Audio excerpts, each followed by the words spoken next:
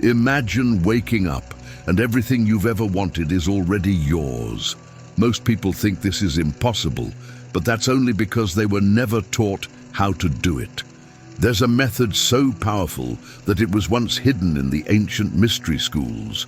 Used just before sleep, it can bend reality in your favor. And today, you'll learn the truth and how to use it. Because the moment you sleep like this, the universe begins to obey. The first thing you need to understand is that sleep is not a pause in consciousness. It is a portal. It's the space between worlds where the rational mind dissolves and the deeper self awakens. In that silence, your subconscious becomes the architect of your reality. The Hermetic axiom, as within, so without, doesn't just apply to waking life. It applies most powerfully in the liminal state. Those moments as you fall asleep, when your outer senses fade and your inner world becomes dominant. That's when the gates to the subconscious swing wide open. Paracelsus, the alchemical physician and mystic, spoke of an inner star, a divine force within each person that creates reality from within. He taught that sleep is where this inner star does its most potent work, because that's when it's freed from the noise of the world. Whatever you feed it before sleep, images, emotions, intentions, it begins to shape and crystallize beneath the surface.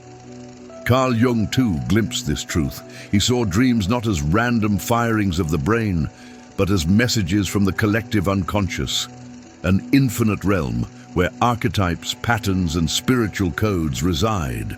And the dream symbols we encounter, they're not just metaphors, they are the pre-formations of reality itself. And here's the key most people miss. In esoteric circles, there is a practice known as impressing the astral light. The astral light is a subtle field of energy that holds the patterns of all things yet to manifest. And when you go to sleep, especially in a deeply relaxed or emotionally charged state, you leave behind an imprint, your final thoughts acting like a spiritual command written onto this field, a coded message you deliver straight to the builder of your life. That's why fear before bed breeds chaos. That's why anxiety becomes tomorrow's failure. But also, that's why belief, vision, and certainty before bed turn dreams into tangible success. So every night as your body begins to surrender, your mind must become intentional. Because in that stillness, you are speaking to something much deeper than thought. You are giving orders to the unseen forces that shape the visible world. And when you sleep with purpose, the universe begins to move. This isn't metaphor, it's mechanics. It's how reality works beneath the surface. And no one explained this more clearly or more mystically than Neville Goddard.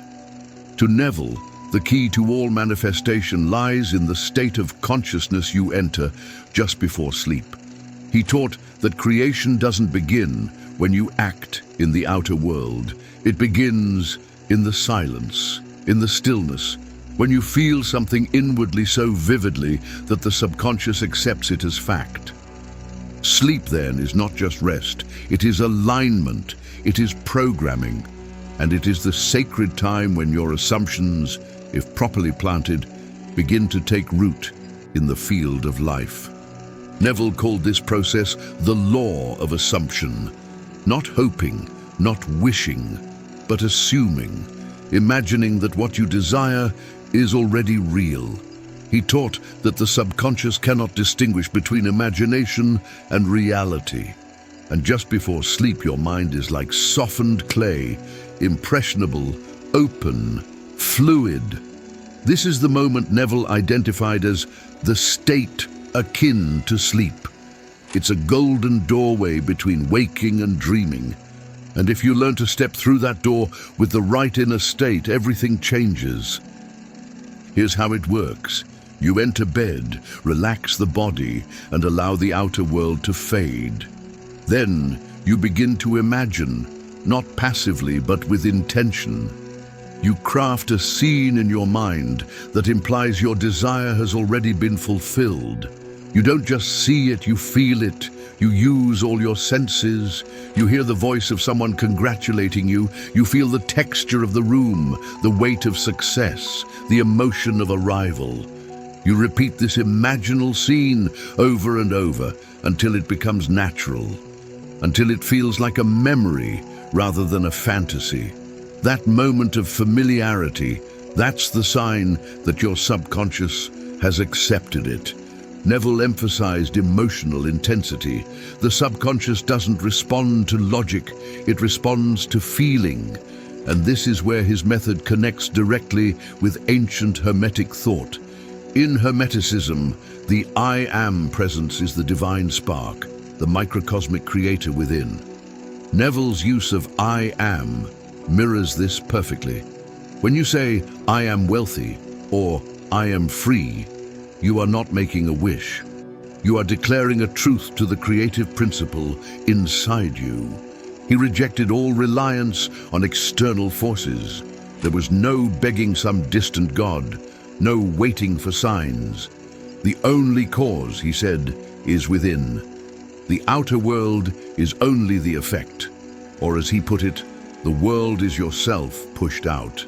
Everything you experience is simply the projection of your inner state, your assumptions, your self-concept, your dominant vibration. Before sleep, these inner states are magnified. Your inner conversations, the ones you think no one hears, become loud commands to the subconscious. If you go to sleep entertaining fear, lack, or guilt, those frequencies begin shaping the next day. But if you go to sleep in the feeling of fulfillment, your reality begins to reconfigure itself around that vibration. Neville shared countless stories of instant manifestation that came from this practice. People who imagined checks before sleep and received them. People who assumed relationships, careers, relocations, even healing, and saw their outer world adjust almost magically. But it wasn't magic. It was law, and the law begins in consciousness. So how exactly should we apply this knowledge? To begin, choose one clear desire, just one. The subconscious doesn't respond well to scattered intentions. What do you want to see, feel, or become? Name it, define it, let it be sharp, like a beam of light through darkness. This is not the time for vague hopes, it is the time for certainty. Before bed, enter a state of stillness. Let the outer noise dissolve.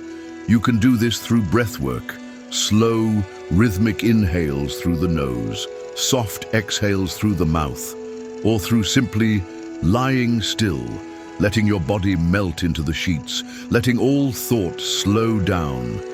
The world outside must fade so that the world within can be heard. Now construct a scene, a short one, 10 to 20 seconds long. But it must imply that your wish has already come true, not the process, the result. If you desire love, imagine your partner's arms around you, or their voice whispering something only they would say. If you desire wealth, imagine signing a contract or seeing the numbers in your bank account. Keep it vivid, simple, alive. And then feel it not mechanically, not like you're forcing it, but gently. Allow emotion to rise. Gratitude, relief, joy. The feeling is the magnet. It tells the subconscious, this is real, this is happening. Repeat this scene softly, looping it without tension until you drift off. If you fall asleep mid-scene, perfect. That's the goal. Because when you sleep in the state of the wish fulfilled, the subconscious accepts it as reality and begins to arrange your world accordingly. Always use first-person perspective. I am, I feel, I see. The subconscious responds best when the language of the scene matches your identity. Don't watch yourself like a movie. Be there. Be inside the moment. Also, guard your input before bed. Don't flood your mind with fear, doubt, or distraction. The last images and emotions you take in become your subconscious's instructions for the night. Choose them wisely. A powerful trick is to journal the scene beforehand. Write it out, describe it with detail, not as a wish, but as a memory. This deepens the imprint and clarifies your command. Then sleep, let go. Let the dream world carry the seed. You don't need to make anything happen. The subconscious will take over. And the next day, watch. Subtle shifts may begin immediately. A change in mood, a coincidence, a phone call, a decision you suddenly feel confident to make. These are not random. They are the external echoes of the inner command. In the morning, as you rise, reaffirm the scene. Replay it for a few moments. Smile at it, or simply give thanks as if it's already done. This reinforces the message and keeps the inner alignment strong. Throughout the day, walk as that version of yourself. Make choices that reflect the identity you imagined. If you were wealthy last night, speak and act with that calm, confident energy today. If you were loved, carry that knowing in your heart. The subconscious will match what you consistently embody. As Neville Goddard made clear, assume the feeling of the wish fulfilled, and the world must conform. This is not wishful thinking, this is spiritual science, and tonight you can begin. Fall asleep as the person you want to be, and the world will rise to meet them.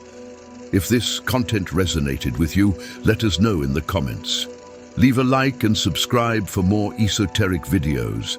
Thank you for watching.